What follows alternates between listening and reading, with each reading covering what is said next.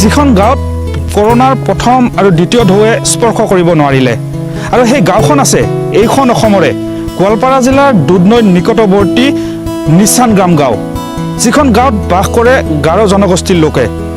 প্ৰায় ৩,০০০ লোকে বসবাস কৰা এই গাঁওখনত আক্ৰান্ত নহ'ল এজনো কোভিড আক্ৰান্ত লোক। আহক আমি এই গাঁওখনৰ বিষয়ে জানো, কিহৰ কাৰণে আক্ৰান্ত নহ'লে এজনো লোক, কিহৰ কাৰণে আজিও স্পৰ্শ কৰিব নোৱাৰিলে কৰোনা মহামাৰীয়ে।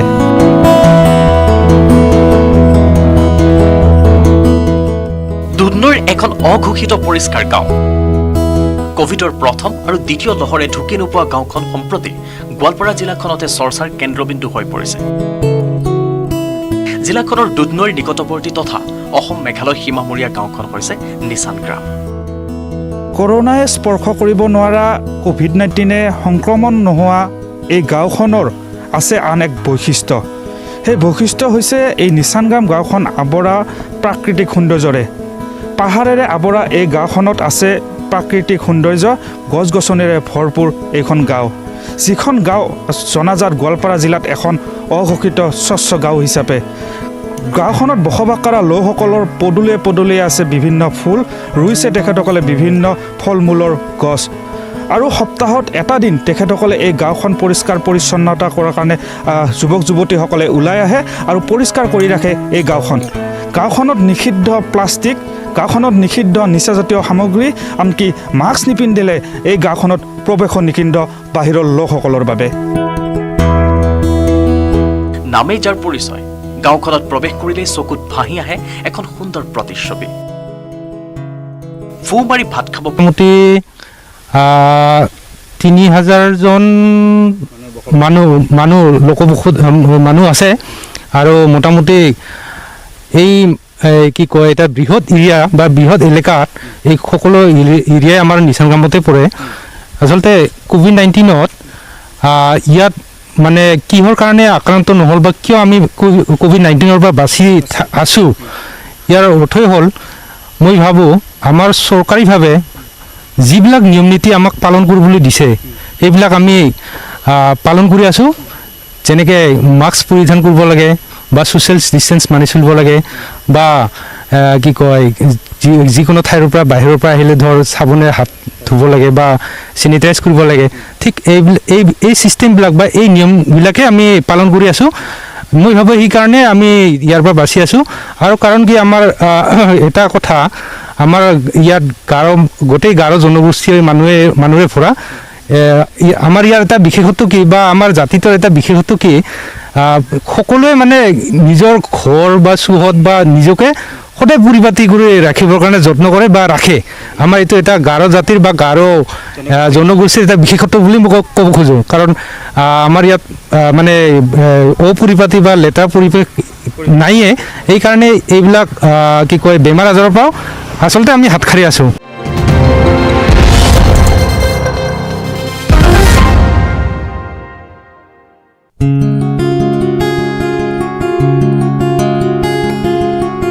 মুখ্যমন্ত্ৰী ডক্টৰ হিমন্ত বিশ্ব শৰ্মাৰ আহ্বান মৰ্মে ৰাজ্যৰ ইমূৰৰ পৰা সিমূৰলৈ বহু হৃদয়বান ব্যক্তিয়ে আগবঢ়ালে মুখ্যমন্ত্ৰীৰ সাহায্য পুঁজিলৈ ধনৰাশি। আৰু তাৰ মাজতেই চৰ্চা লাভ কৰিছে পাঠশালাৰ এগৰাকী কণমানিয়ে। এই কণমানিজনীৰ মহানুভৱতাই দৃষ্টি আকৰ্ষণ কৰিছে সকলোৰে। কণমানিজনীৰ নাম জাহ্নৱী কলিতা। উপজা দিন উপলক্ষে কণমানিজনৰ মন উখল মাখল, থৌ কিবা থৌ। প্ৰতি বছৰৰ দৰে এইবেলিও তাইৰ জন্মদিনৰ ব্যস্ততাৰ অন্ত নাই। কিন্তু এইবাৰ ব্যতিক্ৰম তাইৰ উপজা দিন। কাৰণ এইবাৰ তাই নাপাতে জন্মদিন, নাকাটে কেক। তাৰ পৰিৱৰ্তে ৰাজহুৱা স্থানত গছপুলি ৰোপণ কৰি জন্মদিনত হোৱা সমুদায় খৰচৰ ধন মুখ্যমন্ত্ৰীৰ সাহায্য পুঁজিত জমা কৰিব। আজি কেক কাটা নাই নেকি তুমি? কাটা নাই। কি কৰিছা? কি কৰিলা? গাছপুলি ৰুইছো। গাছপুলি ৰুইছ আৰু জন্মদিনৰ টকাখিনি কি কৰিবা? মুখ্যমন্ত্ৰীক দিম। হয়, পাঠশালাৰ এইগৰাকী কণমানিয়ে নিজৰ জন্মদিনৰ খৰচ দান কৰিলে মুখ্যমন্ত্ৰীৰ সাহায্য পুঁজিলৈ। সেইমতে বজালীৰ সাংবাদিকসকলৰ সহযোগত আৰু গ্ৰীণ মিছনৰ সহযোগত পাঠশালাৰ শ্বহীদ মদন ৰাউতা অসামৰিক চিকিৎসালয়ত গছপুলি ৰোপণ কৰি জন্মদিনৰ সমুদায় খৰচ মুখ্যমন্ত্ৰীৰ সাহায্য পুঁজিলৈ প্ৰদান কৰিলে। কণমানিজনীৰ মহানুভৱতাৰ এই নিদৰ্শনৰ শলাগ ল'লে বহুজনে।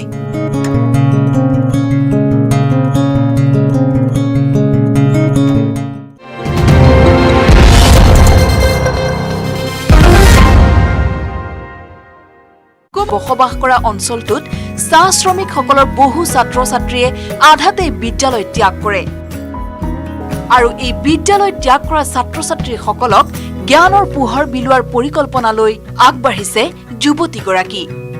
বৰ্তমান এইগৰাকী যুৱতীৰ তত্বাৱধানত অঞ্চলটোত কিতাপ পঢ়াৰ এক সুকীয়া আন্দোলন গঢ়ি উঠিছে।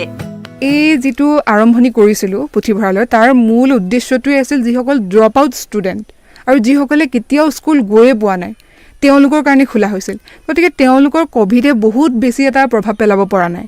আৰু 2 নম্বৰ কথাটো হৈছে তেওঁলোক শিক্ষিত হাৰ একেবাৰে তেওঁলোকৰ শূন্যই এই বহুত আমাৰ অঞ্চলৰ বেছিভাগ মানুহৰে, আৰু বিশেষকৈ আদিবাসী মানুহসকলৰ মাজতো পঢ়া শুনাৰ কথাটো আমি এতিয়াও বহুত পাছ পৰি আছে, ভাবিব নোৱাৰা ধৰণে। গতিকে তেওঁলোকৰ ক'ভিডৰ সেইবিলাক ৰেষ্ট্ৰিকশ্যনবিলাক তেওঁলোকে আচলতে বুজিয়ে নাপায়, কিন্তু আমিহে সাৱধান হ'ব লগা হৈছিল, আমি বুজাব লগা হৈছিল। গতিকে লাইব্ৰেৰীলৈ আহি আছিল, কিন্তু যিটো চিলড্ৰেনছ লাইব্ৰেৰী আছিল তত্ত্বচান, সেইটো মই বন্ধ কৰিব লগা হ'ল, কিয়নো শিশুসকলৰ লগত তেওঁলোকৰ জীৱনক লৈ আমি কোনো ধৰণৰ এটা হেতালি খেলা অৱস্থালৈ আমি যাব নোৱাৰোঁ। গতিকে যিটো পথৰ পুথিভঁৰাল, সেইকাৰণে এইটো এটা ডাঙৰকৈ আৰম্ভণি কৰি দিলোঁ। আৰু এতিয়া ইয়ালৈ আহে ল'ৰা ছোৱালীবিলাক ৰাতিপুৱা গধূলি। প্ৰথমতেতো ভবা নাছিলোঁ যে এনেকুৱা ধৰণে সঁহাৰি এটা পাম। ইয়াৰ পাছত এতিয়াতো বহুত এটা বেলেগ ধৰণে সঁহাৰি পাইছোঁ। কেৱল অসমেই নহয় বা ভাৰতেই নহয়, ভাৰতৰ বাহিৰৰ পৰাও বহুত এটা ডাঙৰ সঁহাৰি, আৰু সেইটো কাৰণে অনুভৱটো বহুত সুকীয়া। কাৰণ বাকীবিলাক অনুভৱত এনেকুৱা বহুত মানুহৰ এটা ছাপৰ্ট হয়তো পোৱা নাছিলোঁ, কিন্তু যেতিয়া এই কামটো কৰিবলৈ লৈছোঁ তেতিয়া বহুত এইখিনি মানুহৰ এটা ছাপৰ্ট যেতিয়া পাইছোঁ, এই অনুভৱটো সুকীয়া হ'বই, স্বাভাৱিক সেয়া।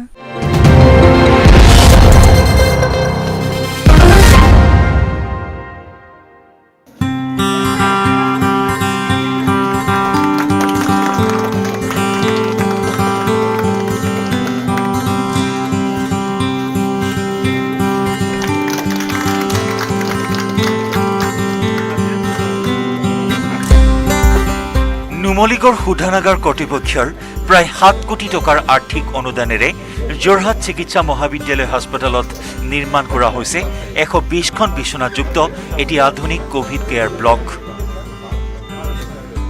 ইয়াত আছে অত্যাধুনিক সা সুবিধাযুক্ত 20খন বিচনাৰ এটি ICU কমপ্লেক্স।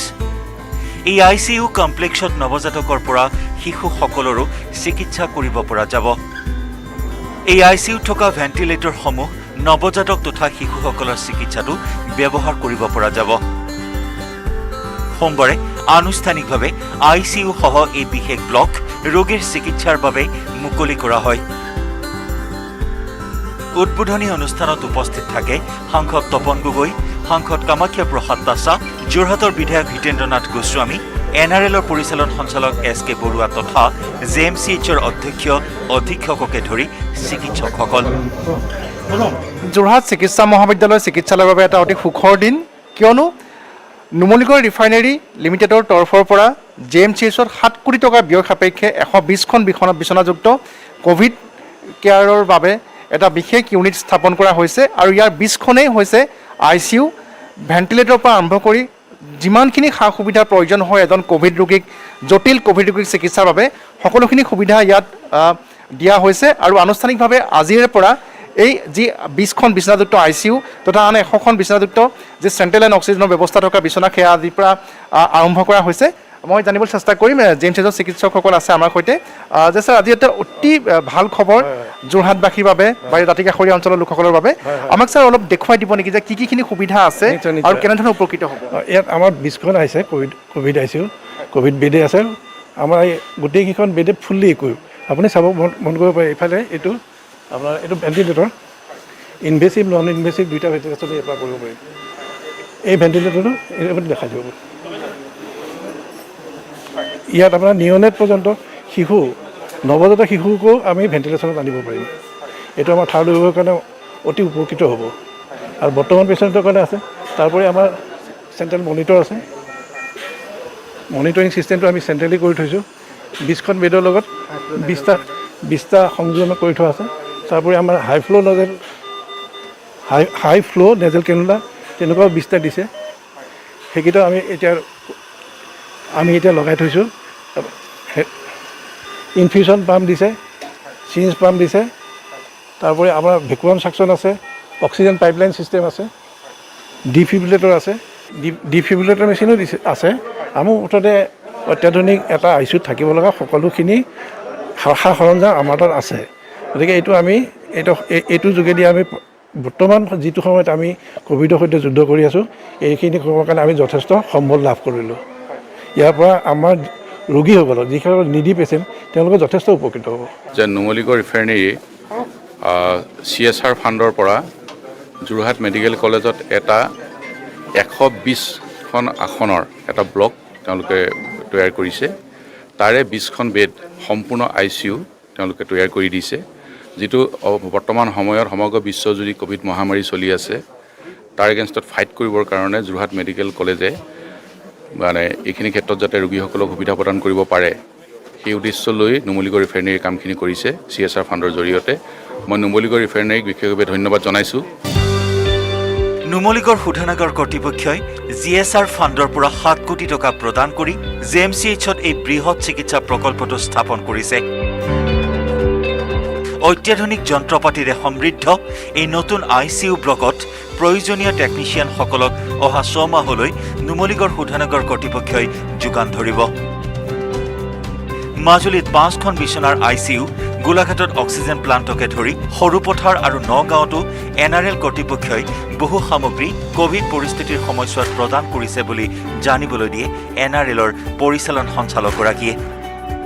7 crores চব মিলাই ইয়াতে মানে ICU বেড, পেচেণ্ট বেড, এই অক্সিজেন নেটৱৰ্কটো, তাৰপিছত ventilator, cardiac monitor, plus support furniture plus এই যিটো এক্টিভিটি আছে ইয়াত ICU, এইটো 6 মাহলৈকে টেকনিচিয়ান আমি প্ৰভাইড কৰিম অন এ কণ্ট্ৰেকচুৱেল বেচিছত, প্ৰথম নেক্সট 6 মাহৰ কাৰণে।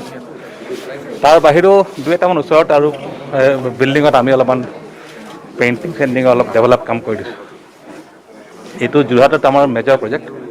আমি ইয়াৰ বাহিৰেও মাজুলীত এটা 5খনমান ICU বেড দি আহিছোঁ। গোলাঘাট মেডিকেল কলেজত আমি এটা অক্সিজেন প্লাণ্ট বহাম।